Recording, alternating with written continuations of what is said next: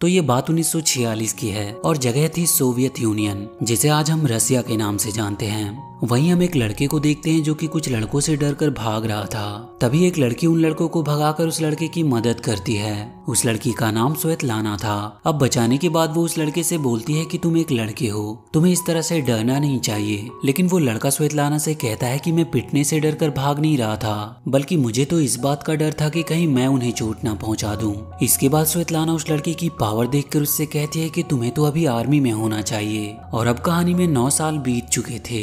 ये 1955 की बात है जब सोवियत गवर्नमेंट सुपरमैन पर एक प्रोपेगेंडा फिल्म बनाती है। इसमें वो बताती है कि एलियन सुपर ह्यूमन अब सोवियत यूनियन आर्मी का हिस्सा है। इस फिल्म से ये खबर हर तरफ फैल चुकी थी। इसके बाद खबर मिलती है कि यूनाइटेड स्टेट पर एक उल्कापिंड गिरने वाला है, लेकिन गिरने से पहले ही सुपरमैन वहां पहुंचकर उस उल्कापिंड से सब यूनाइटेड स्टेट के लोगों को बचा लेता है। पर तभी वहां पर लेन लूथर सुपरमैन को एक इंटरव्यू के लिए पूछती है। दरअसल लेन लूथर एक जर्नलिस्ट है, पर अब पहले तो सुपरमैन उसे मना कर देता है, लेकिन रात में वो उससे मिलने जाता है, जहां पर लेन उसे एक फाइल देती है जिसमें सोवियत यूनियन के कमांडर स्टालिन की सच्चाई के बारे में लिखा था। इसके बाद जब सुपरमैन उस फाइल वाली जगह पर जाता है तो उसे पता चलता है कि स्टालिन कई लोगों से जबरदस्ती काम करवा रहा है, साथ ही उसने उन्हें कैद भी कर रखा है। मगर अब वहां पर उसे स्वेतलाना बहुत बुरी हालत में मिलती है। इसके बाद वो स्वेतलाना को वहां से बाहर लाता है, जहां पे वो सुपरमैन को स्टालिन की सारी सच्चाई बताती है और उससे कहती है कि तुम्हारे पास वो शक्ति है जिससे तुम इंसानों की रक्षा कर सकते हो।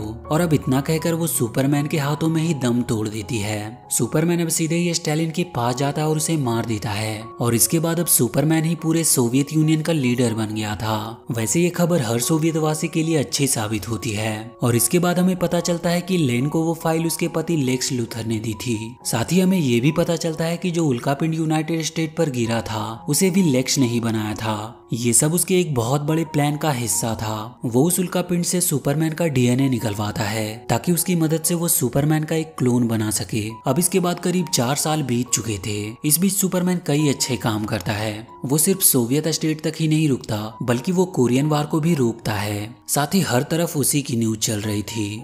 साथ ही अब लेक्स लूथर ने भी अपने बनाए हुए सुपरमैन को पब्लिकली शो कर दिया था और उसने उसका नाम सुपीरियर मैन रखा था। दूसरी तरफ एक पार्टी में सुपरमैन की मुलाकात प्रिंसेस डायना से होती है, जिन्हें हम नॉर्मली वंडर वुमन के नाम से भी जानते हैं। इसके बाद लेक्स लूथर अपने बनाए गए सुपीरियर मैन को सुपरमैन से लड़ने के लिए भेज देता है। और जब इनकी लड़ाई होती है तो पूरे सिटी में बहुत सारा डिस्ट्रक्शन होता है। इसीलिए सुपरमैन सुपीरियर मैन को एक बर्फीले पहाड़ की तरफ ले जाता है। उनकी लड़ाई बहुत खतरनाक होती है, मगर आखिर में किसी तरह सुपरमैन की जीत होती है। पर लेक्स को इससे बिल्कुल भी दुख नहीं होता।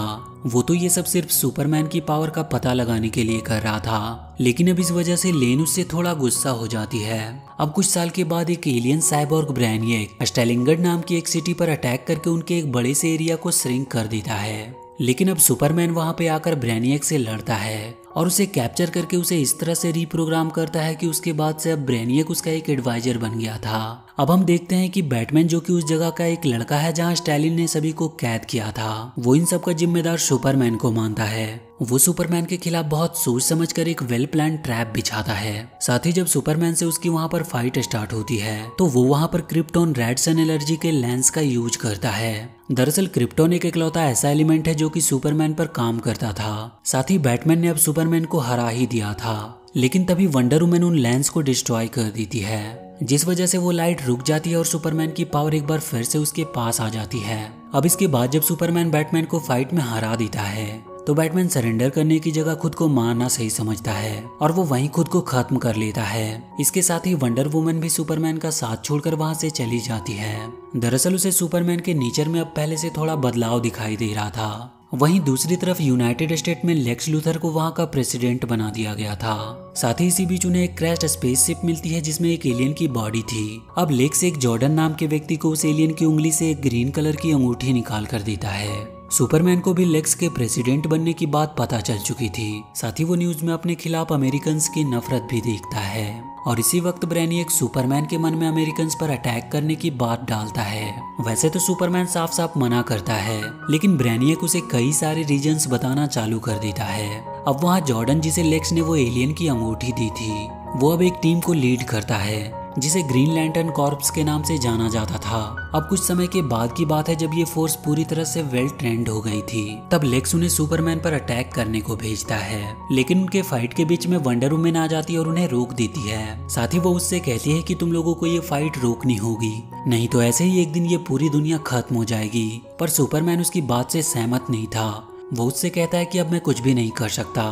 पर वहाँ पर उन दोनों में थोड़ी कहासुनी हो जाती है, जिससे हालत बिगड़ने लगते हैं। और इसके बाद वंडर वुमन सुपरमैन से कह देती है कि हम आज आखिरी बार मिल रहे हैं, इसके बाद हमारी मुलाकात कभी नहीं होगी। अब इस सब के बाद सुपरमैन ब्रेनियक को लेकर लेक्स के पास व्हाइट हाउस आता है, जहाँ उसे सिर्फ लेन मिलती है। वैसे उसके हाथ में वही स्टेलिंगर्ड सिटी थी जिसे ब्रेनियक ने श्रिंक कर दिया था।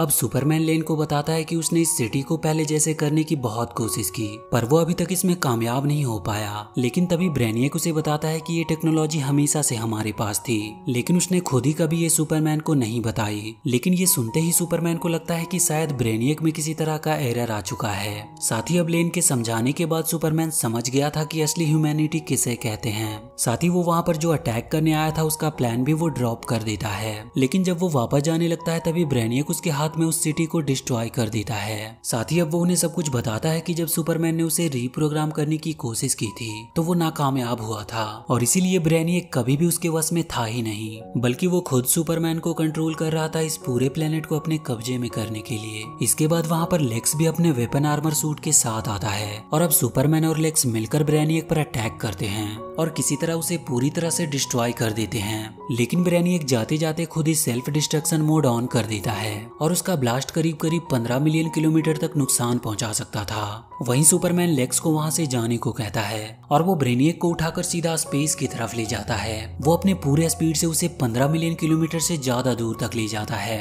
और उसके ब्लास्ट के बाद भी सुपरमैन ने धरती को एक मैसिव डिस्ट्रक्शन से बचा लिया था। और इस कहानी के अंत में जब लेक्स अपना रेजिग्नेशन लेटर देता है तो वहाँ हम भीड़ में मौजूद हमारे हीरो सुपरमैन को देखते हैं। और इसी के साथ ही ये कहानी यहीं पर खत्म होती है। तो वीडियो अगर अच्छी लगी हो तो please do like and share this video, and please subscribe to my channel and press that bell icon.